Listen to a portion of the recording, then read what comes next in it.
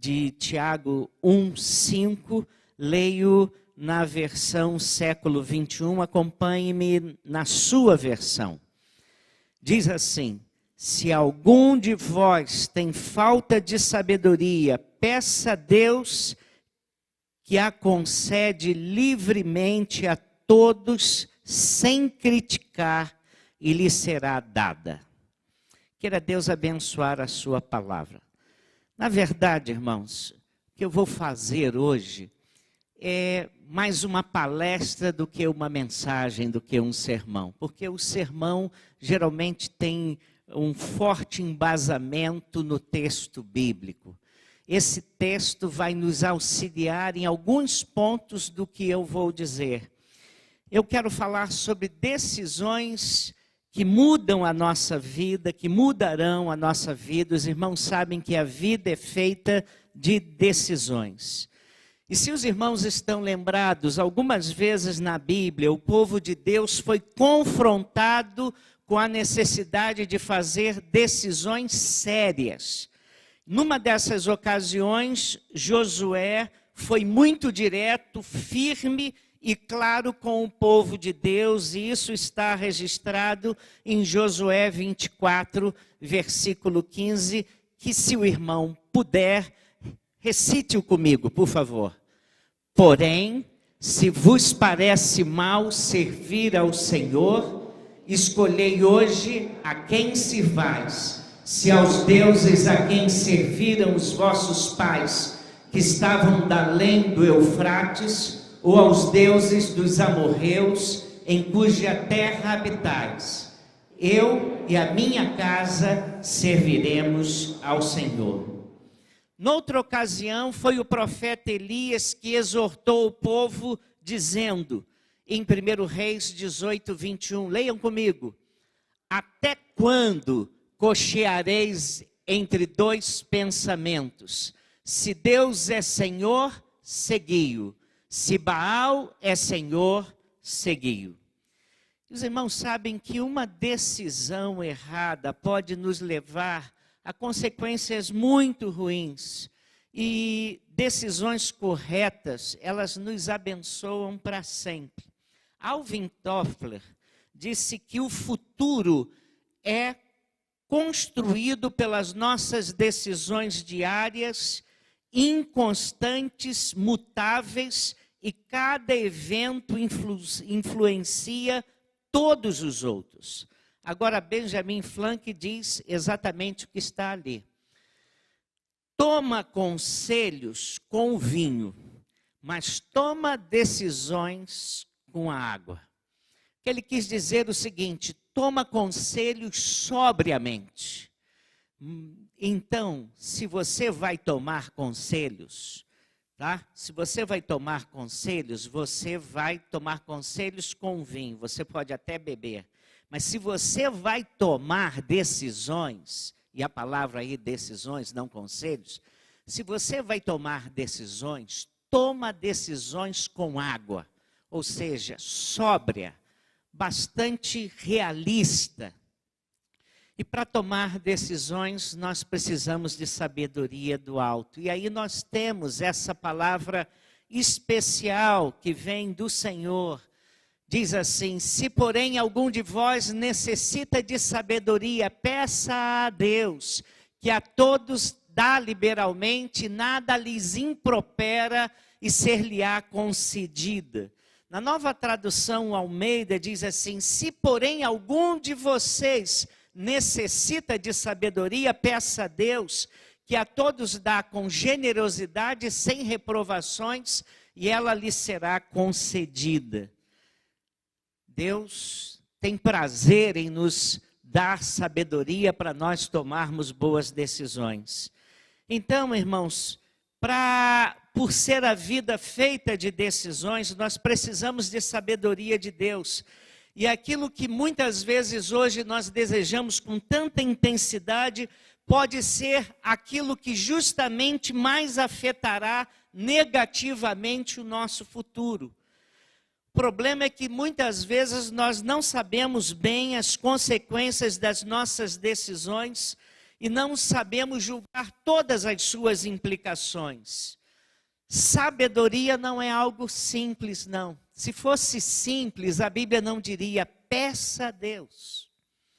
Sabedoria não é conhecimento.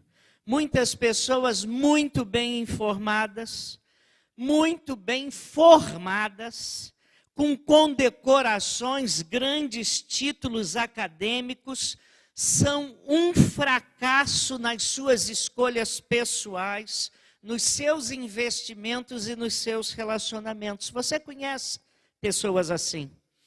Mas nós também encontramos pessoas bem simples, mas com grande capacidade de gerir a vida, tomando decisões corretas, e isso é sabedoria. Então a vida nos obriga a fazer escolhas. Existem algumas decisões que podem mudar a nossa história, e a maioria dessas grandes decisões são tomadas antes dos 30 anos de idade. Antes dos 30. Quais são? Em primeiro lugar, eu vou destacar 5 decisões. Em primeiro lugar, a decisão de se preparar academicamente. A decisão de estudar e investir a sua vida no estudo. Essa é uma decisão muito importante. Antes de dizer aquilo que eu coloquei aqui, eu quero dizer uma coisa. A minha observação é o seguinte. Você vai até os 20, 25, 28, 30 anos com oportunidade de estudar. Muitos dos nossos pais não tiveram essa oportunidade. E porque não tiveram essa oportunidade, ralaram muito na vida. Mas a maioria de nós tem oportunidade de estudar e a oportunidade é hoje. Eu noto o seguinte, muito garoto, muito jovem, muito adolescente, tendo oportunidade de estudar, não estuda nada, quer brincar, quer jogar bola, quer fazer outra coisa, não estuda nada. E até mexe com aqueles que estudam. Até brincam, esse cara estuda mais, ele não vive. Mas sabe, quem aproveita a oportunidade e estuda na fase de juventude e adolescência, e estuda bastante, dá o seu melhor e investe em conhecimento, rala até os 20 e poucos anos, mas depois vai usufruir das consequências de ter estudado muito. Agora, aqueles que não estudam nada na juventude, na adolescência, vão ralar o resto da vida. E aí vão com 45, 50 anos, 60 anos, vão dizer assim, por que eu não estudei na época que eu podia estudar? Eu tenho visto isso na vida de muita gente. Jordan Peterson afirma no seu livro 12 regras para a vida, um antídoto contra o caos, que o processo de leitura, que muitas vezes é árduo, e tem muita gente que não gosta de ler, mas ele diz que o processo de leitura tem um efeito significativo sobre as nossas vidas. E ele cita uma pesquisa que diz o seguinte, que se você ler 600 páginas, presta atenção, 600 páginas, ele diz que 600 páginas de bons livros dão um grande salto de crescimento à nossa mente. Se você ler apenas 600 páginas, imagine se você começar a investir em leitura e boa leitura. Eu não estou falando daquelas leituras de pouco valor, não. Leituras tipo fast food, preparadas para causar indigestão na gente. É importante, então, isso. Por isso é importante estarmos comprometidos com o estudo. É importante estarmos comprometidos com a leitura. A revista Veja, em 2019, ela mostrou uma série de um valor entre escolaridade e maiores salários. E então ela diz o seguinte, olha o que ela diz. Concluir um nível de escolaridade está associado a um diferencial expressivo de salário. Segundo lugar, ficar no meio do caminho daqueles que não começam a estudar, mas também não concluem o seu ensino, seja ele fundamental, médio ou superior, não ter feito nada, ou ter iniciado e não ter parado no meio, ou não ter concluído, parece que o mercado de trabalho não leva em conta essas pessoas, porque o mercado de trabalho premia a persistência, aquele que inicia e termina. O terceiro lugar, ela disse o seguinte, o mercado de trabalho pune fortemente quem começa, mas não conclui o ensino médio. Esse grupo ganha menos do que se tivesse parado de estudar no ensino fundamental. Olha que observação que ele fez. Em quarto, ele diz o seguinte, quem não conclui o ensino superior não é punido, mas ganha menos da metade de quem conclui. Se essas pessoas acumulam dívidas esses anos, o seu retorno financeiro, no final, pode ser negativo. Então, irmãos, a importância do estudo é muito grande. Eu frequentei escolas por mais de 26 anos, desde o aprendizado fundamental que eu fiz na escola pública, até ter cursado boas faculdades. Mas é importante perceber como a formação, o treinamento, o aprendizado abre portas para a vida. Certa vez eu ouvi uma coisa que algumas vezes eu torno a repetir aqui. E olha o que eu ouvi. De 0 aos 10 anos, brinque o máximo que você puder. 0 aos 10.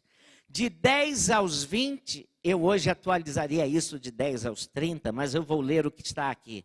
De 10 aos 20, estude o máximo que você puder. De 20 aos 30, ganhe o máximo, de 20 aos 30, aperfeiçoe o máximo que você puder. De 30 aos 40 anos, lidere o máximo que você puder. E de 50 anos em diante, saia de fininho o máximo que você puder. Eu atualizaria essas idades aqui, irmãos. Mas os princípios são muito bons. Então, a sua decisão, que vai fazer diferença na sua vida, mas vai fazer diferença na vida dos seus filhos, da sua família,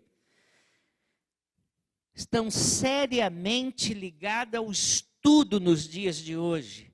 E o seu compromisso com a educação é uma das melhores decisões que você pode tomar na sua vida.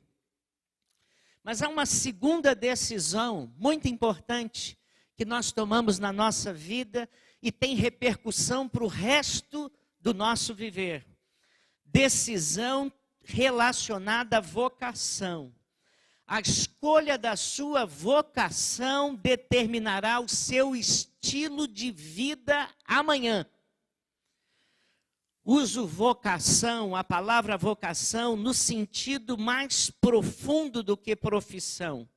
Embora eu entenda que esses termos, profissão e vocação, se confundam um pouco naquilo que eu vou falar. Mas é fundamental, quando a gente fala de vocação, é importante você perguntar o seguinte: qual será a fonte do meu sustento amanhã? Eu vou viver de quê amanhã? Essa é a pergunta. Do que eu vou viver amanhã? E não apenas isso, mas o mais importante por detrás dessa questão é: eu vou ficar satisfeito com essa decisão? eu via um pastor que era professor no seminário, na minha época. Ele tinha mais de 45 anos. Mas eu olhava para aquele homem, embora ele tivesse tido graus de instrução, eu olhava aquele homem como um homem perdido. Ele estava ali dando aula, mas não era aquilo que ele queria fazer. Ele estava ali, mas ele estava infeliz naquilo que ele fazia. E eu me lembro que eu tinha 18, 19 anos, eu olhava para aquele homem e falava assim, eu não quero ter 45 anos e estar fazendo uma coisa que eu não tenho vontade de fazer. Eu quero ter alguma coisa que eu tenha prazer em fazer. A sua vocação precisa trazer propósito, sentido, valor pessoal e significado à sua vida. Boa parte da sua vida estará em torno das suas atividades. O seu papel social, o que você faz. Quando eu era adolescente e os militares estavam no poder como militares, a minha tia, irmã da minha mãe, queria que eu fizesse colégio militar. E ela dizia assim, são os militares que estão no poder. Vá ser militar e você pode até ser presidente da República. Era o que ela me dizia. E eu uma vez disse para ela, tia, a senhora está bem intencionada. E a senhora está querendo que eu tenha uma profissão ou uma vocação que me dê sucesso e valor. Mas eu preciso saber de Deus o que Ele quer para a minha vida.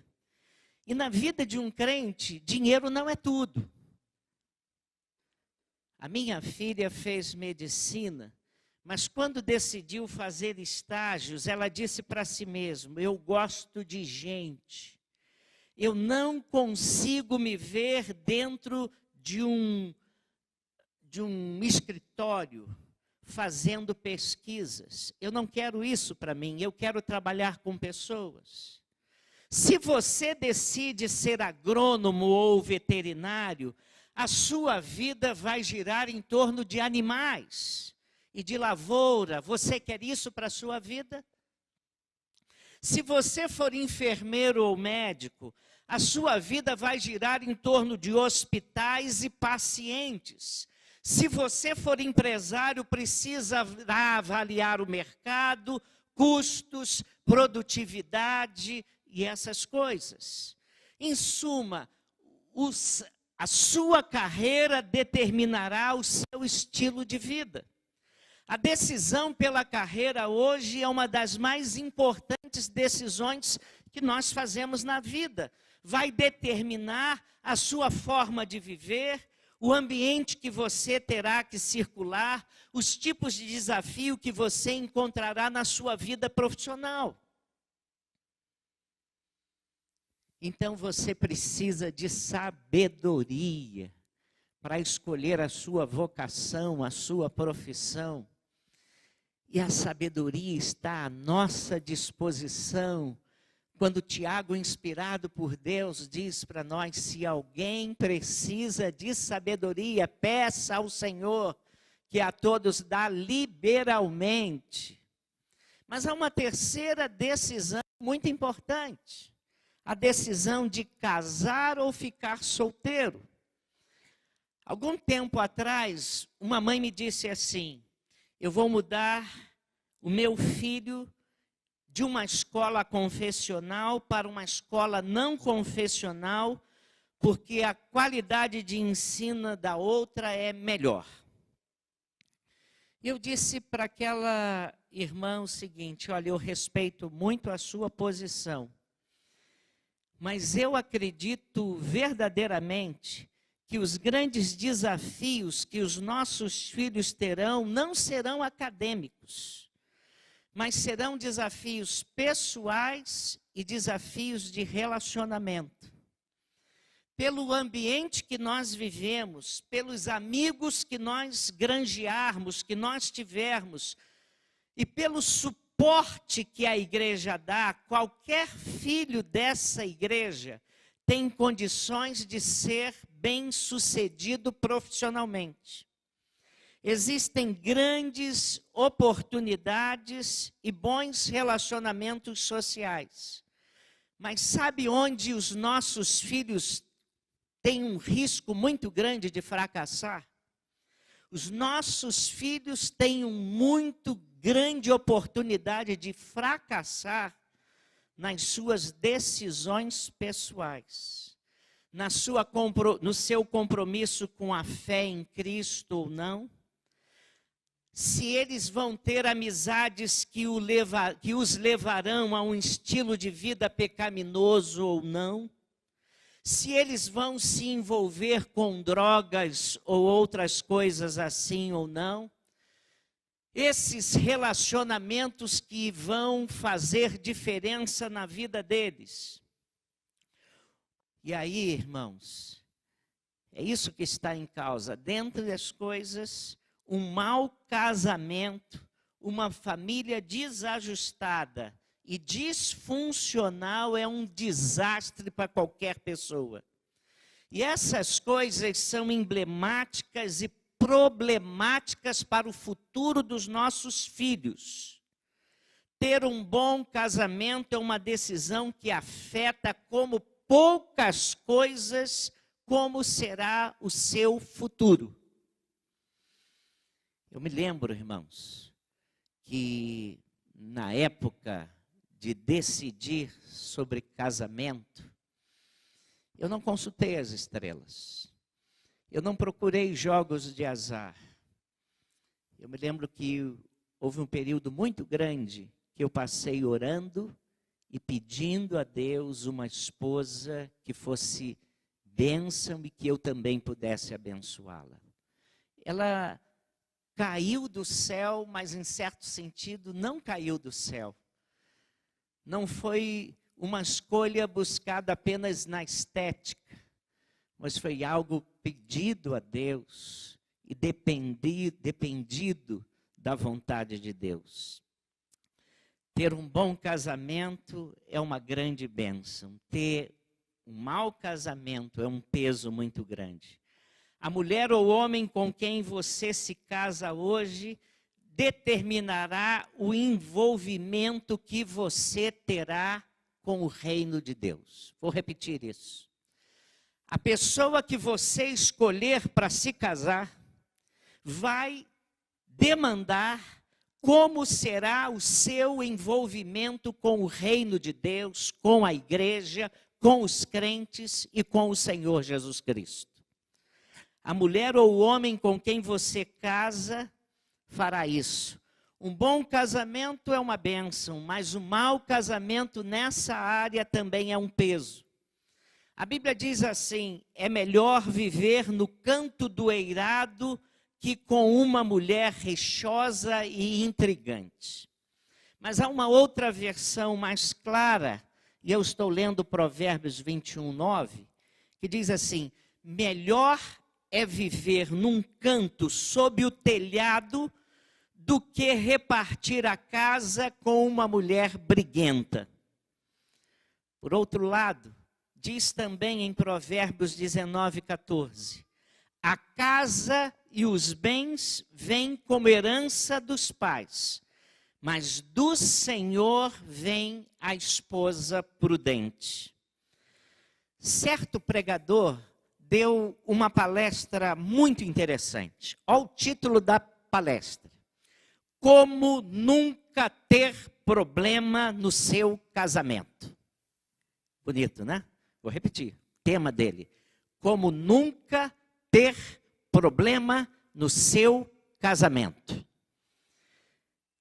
E como casados, essa parece ser a solução que nós desejamos, né?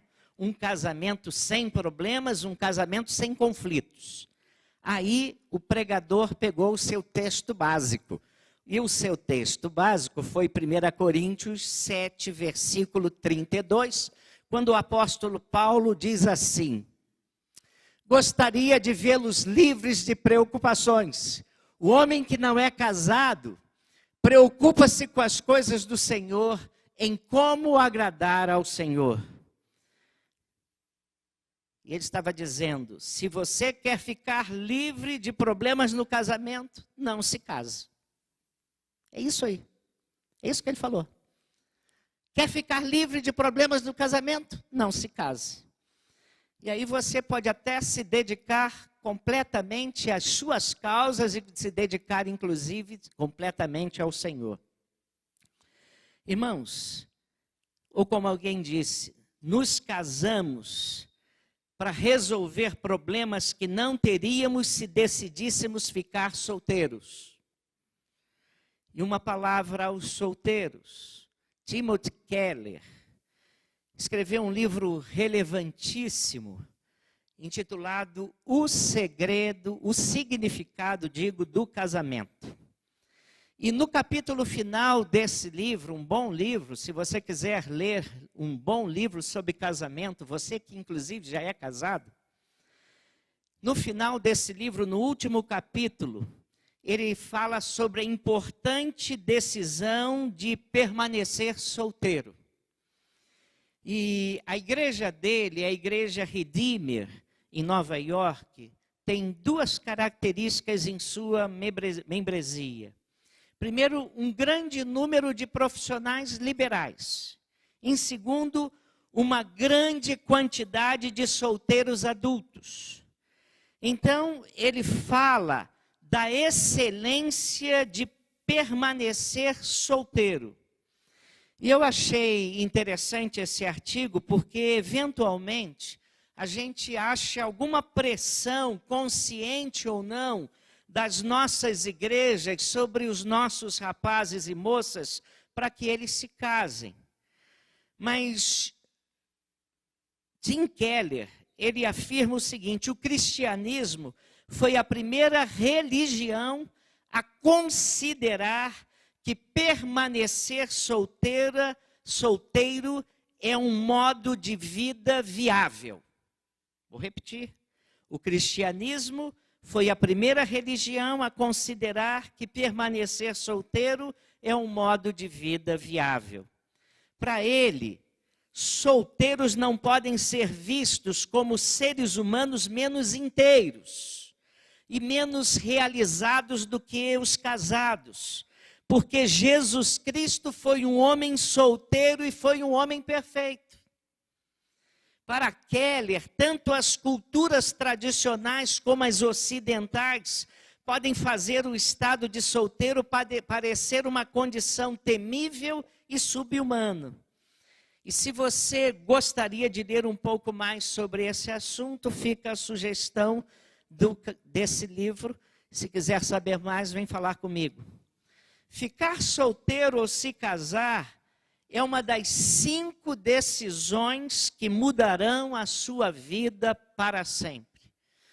Eu estava numa reunião só de pastores e estava o pastor Elton Rangel, nosso ex-missionário no Paraguai, em Portugal, na Espanha.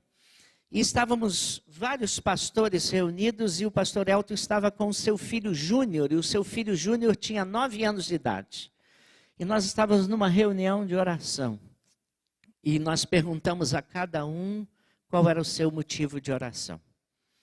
E quando chegou o Júnior, de 9 anos de idade, ele falou assim: eu queria que vocês orassem pela minha futura esposa. 9 anos de idade. E nós rimos. Júnior hoje é nosso missionário em Portugal, em Mangualde.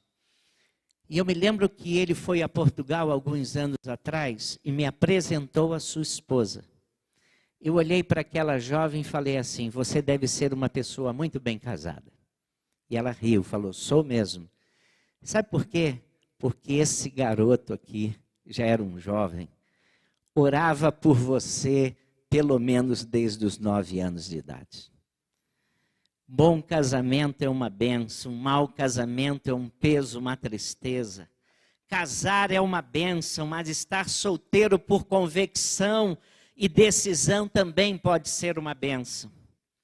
Mas há uma quarta coisa, e por isso nós precisamos pedir a Deus sabedoria. E se alguém tem ausência de sabedoria, peça a Deus, porque Deus dá liberalmente. Há uma quarta decisão que chama-se decisão geográfica. Tem a ver onde você vai morar em um determinado lugar. Eu quero chamar isso de desafio geográfico. Uma das coisas que mudará para sempre sua vida é o local onde você decide morar. Em 1982, eu saí do Rio de Janeiro e fui morar na Grande Porto Alegre. Morei 4 anos no Rio Grande do Sul, depois fui para Portugal, fiquei lá 12 anos. Depois, uns anos na cidade do Porto, depois na Grande Lisboa, até vir morar em Teresópolis. Cada uma dessas mudanças foi determinante na minha história. A minha biografia seria completamente outra se eu decidisse mudar geograficamente desses lugares. As minhas experiências seriam diferentes, os meus amigos seriam outros, a minha história seria completamente outra. As decisões de mudança que tomei afetaram a minha família, a minha esposa, os meus filhos e o meu futuro. Você não pode decidir viajar de carro para Nordeste se resolver conduzir o seu carro para Curitiba. Morar em Teresópolis ou fora do Brasil muda radicalmente a sua história. E essa é uma decisão importante e transformadora. E então, você que é papai, pense nisso, lembra-se da história de um homem que se mudou para as Campinas, próximo a Sodoma e Gomorra. Lembra-se? Quem foi? Ló, sobrinho de Abraão. Ele escolheu morar perto das Campinas de Sodoma e Gomorra, onde havia gente má e pecadora. E como consequência, a sua família se tornou um desastre. As suas decisões geográficas têm também consequência na vida dos seus filhos. Então pense nisso, antes de qualquer mudança de endereço. Em quinto e último lugar, porque nós precisamos de sabedoria. Se algum de vós tem falta de sabedoria, peça a Deus, que a concede livremente a todos, sem criticar, e lhe será dada. A última decisão, importante para a sua vida, terá reflexo sobre toda a sua vida, a vida dos seus filhos, a vida da sua família e o destino eterno da sua vida. A decisão de ser discípulo de Jesus Cristo.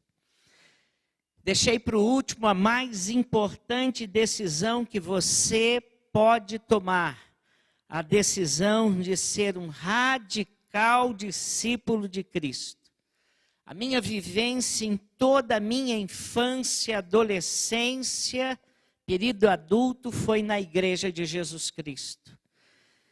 O compromisso com Jesus Cristo veio na minha juventude.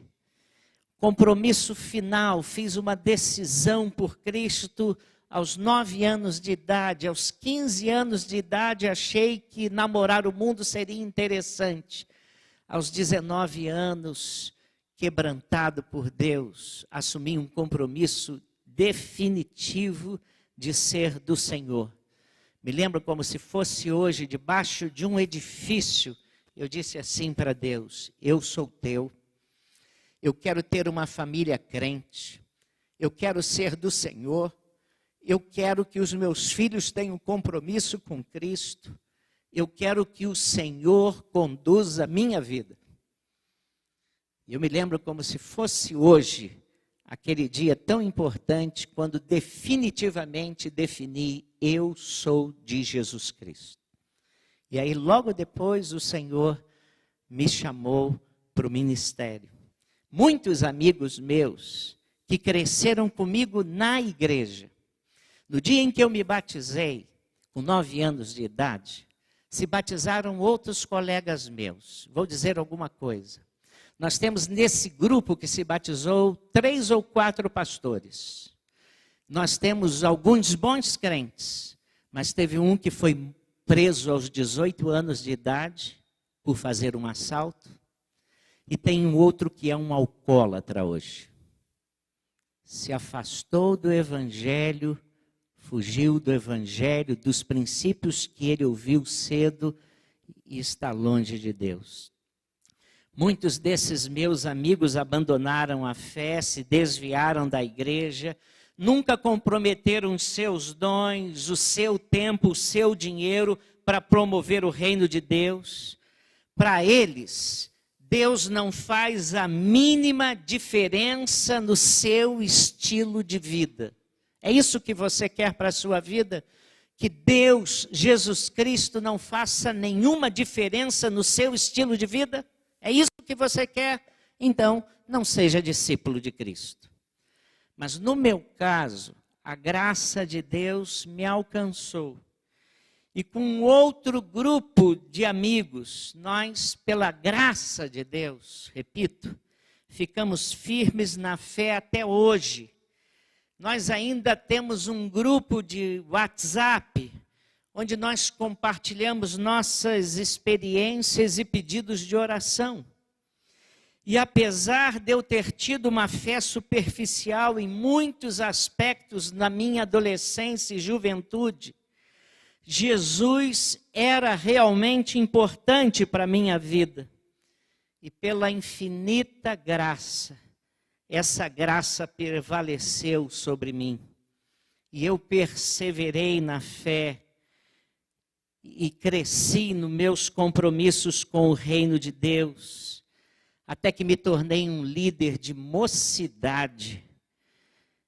Mas a minha decisão foi feita inicialmente lá atrás. Decisão que marcou a minha vida com Jesus, com o reino de Deus, com o discipulado, com a igreja local. E hoje posso dizer para vocês que seguir a Cristo é o mais fascinante projeto de vida e pode transformar toda a sua história. Se você decidir seguir a Cristo, a sua história será completamente diferente caso você queira seguir sua vida sem compromisso com o Senhor Jesus e com o seu reino.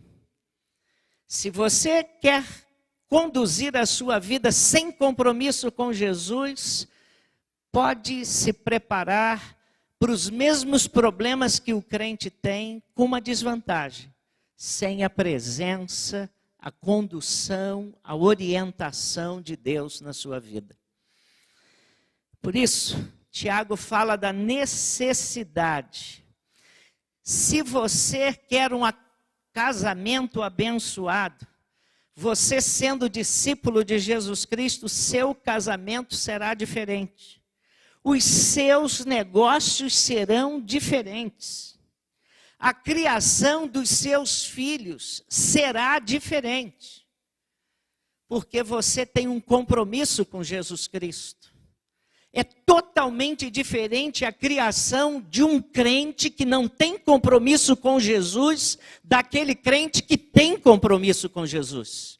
Porque o crente que tem compromisso com Jesus ensina os seus filhos no caminho que deve andar e exemplifica-o com a sua vida.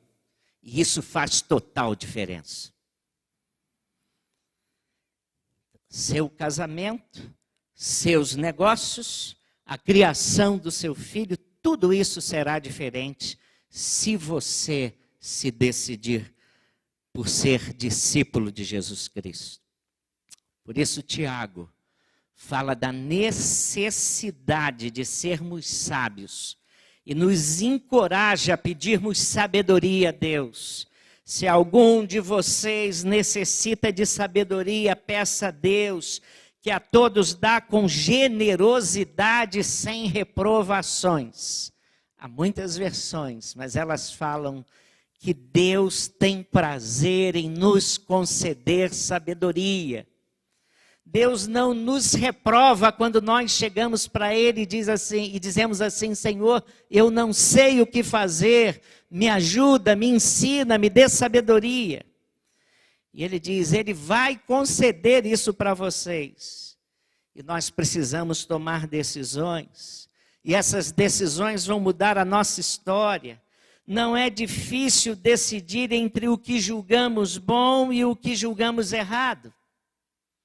Mas muitas vezes nós vamos precisar decidir entre o que é bom e o que é excelente. Eu já contei aqui, vou contar pela terceira vez. Deixa eu falar outra vez do pastor Elton Rangel, que é o meu amigo pessoal. Ele era nosso missionário em Portugal. E uma grande fábrica de colchões japonesa. Era uma fábrica japonesa.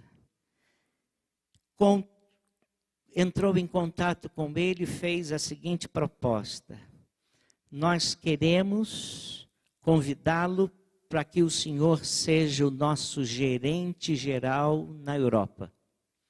O senhor vai morar em Barcelona e o senhor terá um salário assim, assim, assim, terá uma casa. E deu inúmeras vantagens para o pastor Elton Rangel, que era um missionário nosso de missões mundiais. Humanamente era uma proposta em que ele teria uma independência financeira, levaria seus filhos a terem dinheiro, condições de vida muito melhor do que eles tinham. E o Elton, como crente comprometido com Jesus Cristo, orou ao Senhor e deu a seguinte resposta: eu não posso trocar uma proposta muito boa por uma vocação excelente que Deus me deu. O Senhor está me fazendo uma proposta muito boa, mas Deus me chamou por uma obra muito mais excelente e eu não posso trocar isso. Eu não vou assumir isso, não. E você sabe quem são os filhos do pastor Elton Rangel? Todos eles são nossos missionários espalhados pelo mundo. A família dele é uma família firmada na fé. Júnior hoje é nosso missionário em Mangualde. Mas durante muito tempo foi nosso missionário na África. Um deles é missionário na Espanha. Outro está em Curitiba como missionário. São servos do Senhor Jesus Cristo que estão vivendo uma vida comprometida com Jesus Cristo, sendo abençoados por Deus e abençoando vidas. Então, muitas vezes nós temos que decidir entre aquilo que é muito bom e aquilo que é excelente. E é por isso que nós precisamos de sabedoria, porque há caminhos que aos homens parece ser bom, mas que no final são caminhos de morte. Provérbios 14, 12. E é isso que o texto de Tiago nos ensina. Ore a Deus para que Ele lhe ajude a tomar decisões que transformarão positivamente a sua história. A maioria destas decisões é tomada quando ainda somos jovens. Por isso você precisa orar para que nestes dias a sua vida comece a tomar a direção daquilo que é vontade de Deus. Só Ele pode nos capacitar a decidir por aquilo que é melhor e que serão coisas positivas permanentemente sobre as nossas vidas. E que repercutirão sobre os nossos filhos e suas famílias. Por isso, são 5 decisões impactantes. dedicação aos estudos, decisão por se dedicar aos estudos, levar a sério o seu preparo intelectual e os seus estudos, decisão com a sua vocação, sabendo que a escolha da sua vocação vai determinar o seu estilo de vida amanhã, decisão de se casar ou de ficar solteiro, casar bem ou fazer uma má escolha será um diferencial na sua história, assim como a decisão de permanecer solteiro ou se casar. Decisão geográfica, a decisão de morar em outro lugar, isso mudará para sempre a sua vida e a vida dos seus. E a decisão de ser um discípulo de Cristo, a última e mais importante decisão que você pode tomar é ser um radical discípulo de Cristo. Deixa eu terminar. Se tem alguém aqui que ainda não é de Jesus, e já que falei que é uma das decisões mais importantes, se você até mesmo é filho de crente e ainda não tomou uma decisão por Jesus, o dia hoje, a oportunidade é agora, assumir um compromisso de fé com Deus em Jesus, porque isso pode mudar a sua vida. E que Deus nos abençoe, nos dando sabedoria nas nossas decisões. Se algum de vós tem falta de sabedoria, peça a Deus, que a concede livremente a todos, sem criticar, e lhe será dada. Amém.